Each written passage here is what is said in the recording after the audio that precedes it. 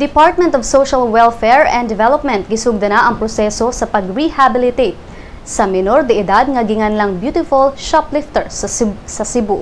Si Josephine Bansagon Gipungan gikan sa kustodiya sa Provincial Council for the Welfare of the Children ug gi-turn over ngadto sa Provincial Social Welfare Development Office. Usa kini ka shelter nga accredited sa DSWD diin gi-house ang mga children in conflict with the law.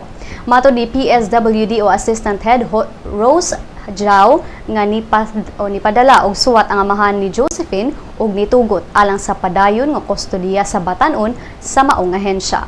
Dugang ni Jao nga nipatimaw na usab sa ilang opisina ang usa sa mga iyaan ug igsuon sa dalaga aron sa pag-supervise ug pag-monitor sa mga proseso nga kinahanglang buhaton ini. Apan iyang gihulagway nga wa magmalipayon si Josephine sa iyang kahimtang karon ug wish ni ini nga makauli na siya sa sugod Southern Leyte sa umaabot nga Pasko.